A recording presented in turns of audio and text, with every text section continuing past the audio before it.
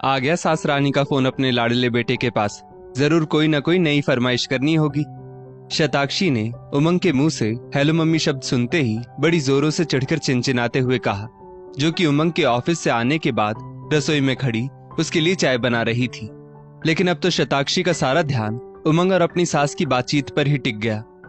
Hello mummy, लेकिन ये आप किसके फोन से बात कर रही हैं? आपके फोन को क्या हुआ? ये तो कोई और ही नंबर है। उमंग ने बहुत ही आश्चर्य से अपनी माँ संजना जी से पूछा।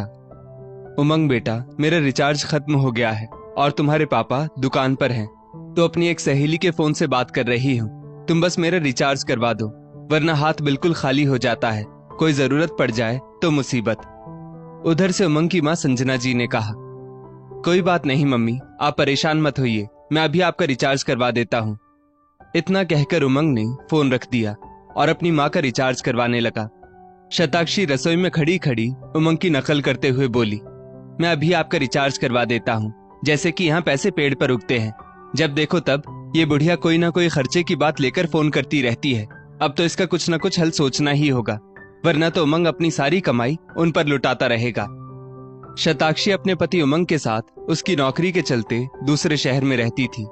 उमंग के परिवार की परिस्थितियां उमंग के नौकरी करने से पहले बहुत खराब तो नहीं, लेकिन हाँ, थोड़ी सामान्य तो थी ही। हर खर्चे के लिए थोड़ा सोचना समझना पड़ता था, लेकिन फिर भी उमंग की कोई भी खुशी उसके माता पिता संजना जी और कार्तिक जी ने अधूरी नहीं रखी। अपनी छोटी सी ही आय में भी उसको वो सारी की सारी खुशियां प्रदान की, जिस भी चीज का इच्छुक उमंग था। जबकि उनके 2 बेटे और भी थे, लेकिन फिर भी बड़ा बेटा उमंग, और वो भी जब इतना होनहार और होशियार हो, तो कुछ तो दायित्व माता पिता का बनता ही है, फिर चाहे उन्हें उसके लिए अपने ही खर्चों से समझौता क्यों ना करना पड़े। बस आस उन दोनों की एक ही थी कि जब उमंग पढ़ लिख कर इंजीनियर बन जाएगा तो घर की परिस्थितियां बहुत अच्छी हो जाएंगी। वैसे तो कार्तिक जी हर जिम्मेदारी अच्छी तरह से उठाने की कोशिश करते, दाल रोटी तो चैन से चल ही रही थी, लेकिन संजना जी बेटे उमंग से छोटे मोटे खर्चे बता ही देती, जो वो सोचती कि ये सब उमंग ऑनलाइन कर लेगा। बस यही सब कुछ शताक्षी को बुरी तरह से खल जाता। वो ये बिल्कुल भी नहीं सोचना चाहती थी कि उमंग की अपने परिवार के प्रति भी तो कुछ जिम्मेदारियां हैं। शताक्षी के दोनों छोटे देवर भी अभी अपनी पढ़ाई लिखाई ही कर रहे थे, लेकिन जब शताक्षी ब्याह कर आई और फिर पगफेरे की रस्म के लिए अपने मायके गई थी, तब उसकी चाची और मम्मी ने उसे बस यही समझाने की कोशिश की थी कि तुम्हारा पति सॉफ्टवेयर इंजीनियर है, इसलिए खूब ठाट बाट से रहना। उसकी सारी कमाई पर तुम्हारा अकेली का ही हक है। उसको फिजूल में घर वालों के ऊपर खर्चा मत करने देना। पूरी तरह से उमंग को अपनी मुट्ठी में कसकर रखना, वरना वो सब कुछ अपने घर वालों पर ही लुटाता रहेगा और तुम खड़ी खड़ी उसका मुंह ही ताकती रह जाओगी। हम लोगों ने महसूस किया है कि उमंग अपने परिवार के प्रति कुछ ज्यादा ही समर्पित है।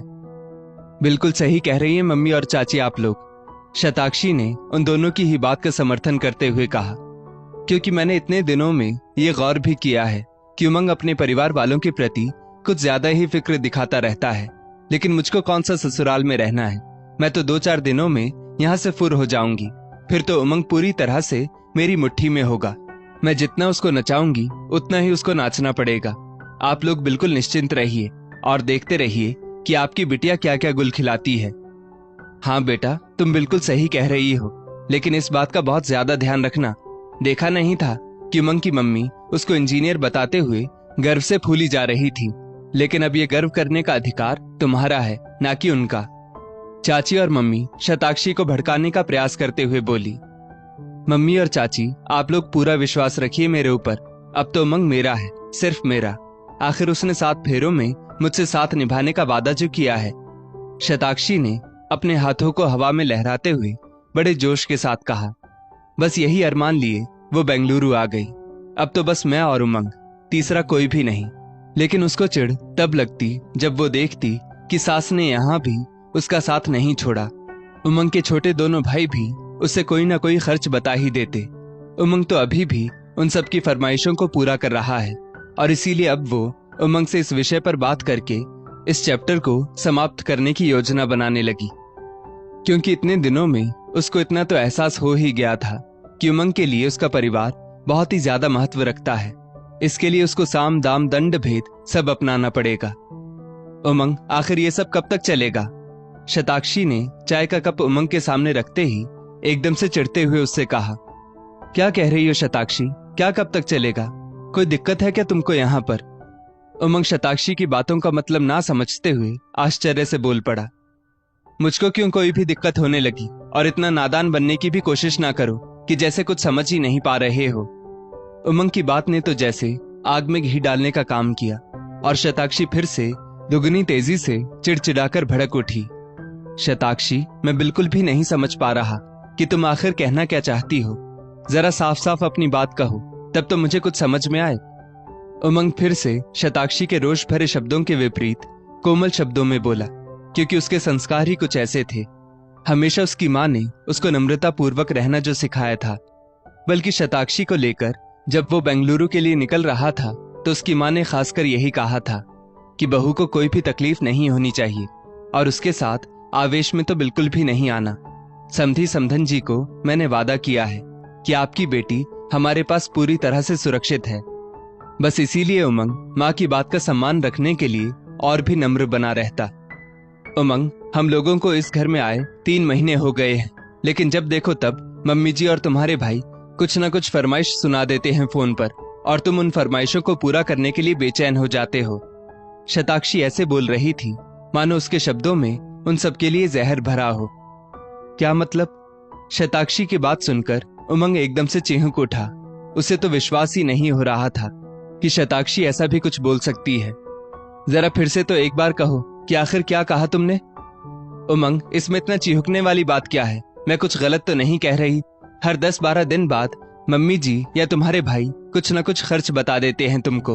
उनको ये भी एहसास है कि नहीं कि हम लोगों को भी तो अपनी घर गृहस्थी बसानी है।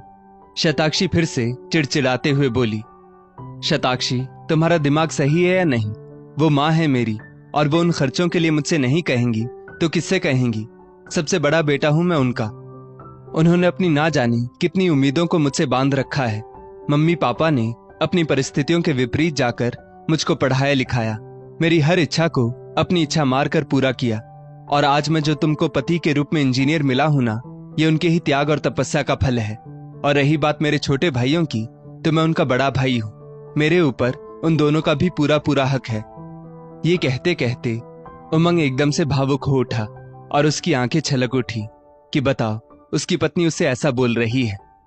लेकिन उमंग, पापा जी भी तो कमाते ही है, फिर तुमसे हर खर्चा क्यों कहते हैं वो लोग? शताक्षी के शब्दों में अभी भी चिढ़ भरी हुई थी।